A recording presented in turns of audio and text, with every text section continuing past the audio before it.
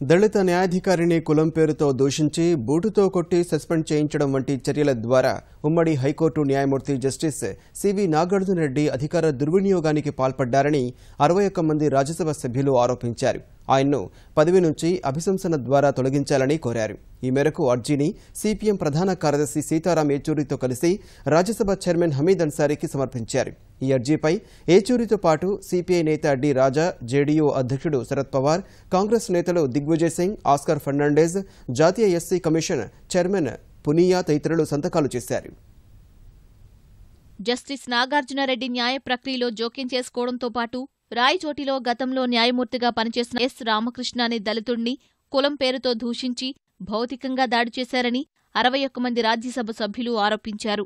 తాను చెప్పిన చట్టవిరుద్ధమైన పనులు చేయనందుకు కక్ష కట్టి ఆయన్ను రాయచోటి నుంచి చింతపల్లికి బదిలీ చేశారని తెలిపారు. కడప జిల్లా రాయచోటిలో ప్రిన్సిపల్ జూనియర్ సివిల్ జడ్జిగా పనిచేసిన రామకృష్ణ ప్రస్తుతం సస్పెన్షన్లో ఉన్నారు. ఆయన రాయచోటిలో మెజిస్ట్రేట్గా పనిచేస్తున్నప్పుడు నమోదు చేసిన ఓ మరణ వాంగ్మూలం నుంచి తన సోదరుడైన పవన్ కుమార్ రెడ్డి పేరును తొలగించాలని జస్టిస్ నాగార్జునరెడ్డి ఒత్తిడి తీసుకొచ్చారు. 2012 నవంబర్ 30న జస్టిస్ నాగార్జునరెడ్డి మెజిస్ట్రేట్ రామకృష్ణకు ఫోన్ చేసి మరణ వాంగ్మూలం నుంచి తన సోదరుడి పేరు తొలగించాలని ఆదేశించారు. అందుకు నిరాకరించడంతో జస్టిస్ తనను దూషించడంతో పాటు బెదిరించినట్టు రామకృష్ణ ఆరోపించారు.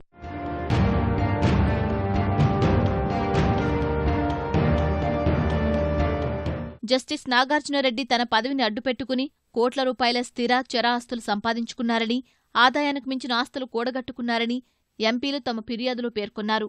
ఆస్తులు ఆయన భార్య శోభ, కుమార్తెలు సునిశ్చల, సునైన పేర్లపై రిజిస్టర్ అయినా డబ్బు మాత్రం నాగార్జునరెడ్డే అందించారని తెలిపారు. వారి కుటుంబ సభ్యులో ఎవరికీ సొంత ఆదాయ వనరులు లేవని పేర్కొన్నారు. 2 లక్షల రూపాయలకు మించి వ్యవసాయేతర ఆదాయం ఉన్నవారు కర్ణాటకలో వ్యవసాయ భూమి కొనుగోలు చేయడం కర్ణాటక చట్టాల ప్రకారం నిషిద్ధం. జస్టిస్ నాగార్జునరెడ్డి న్యాయవాదిగా ఉన్నప్పుడు రంగారెడ్డి జిల్లా 1వ అదనపు జిల్లా సెషన్స్ జడ్జి కోర్టులో దాఖలైన కేసులో 9వ ప్రతివాది తరపు న్యాయవాదిగా ఉంటూనే ఆ కేసులోని షెడ్యూల్డ్ ఆస్తిని ఆయన తన బంధువుల పేరున కొనుగోలు చేశారని ఎంపీలు అర్జీలో తెలిపారు.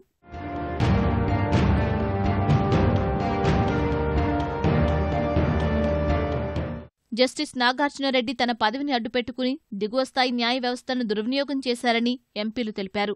జస్టిస్ తమను దూషించారంటూ ఆయన ఇంట్లో అద్దుకున్నవారు నాగార్జునరెడ్డి, ఆయన భార్య బిడ్డలపై హైదరాబాద్ బంజారాహిల్స్ పోలీస్ స్టేషన్లో ఎఫ్ఐఆర్ నమోదు చేసినా ఆ ఫిర్యాదును మూసేశారని ఎంపీలు తెలిపారు.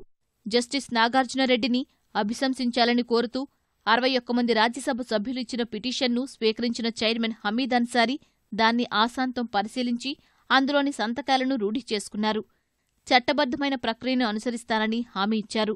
3 సభ్యులతో కూడిన కమిటీ ద్వారా విచారణ జరిపించాల్సిందిగా సుప్రీంకోర్టు ప్రధాన న్యాయమూర్తికి లేఖ రాస్తానని అన్సారీ స్పష్టం చేశారు.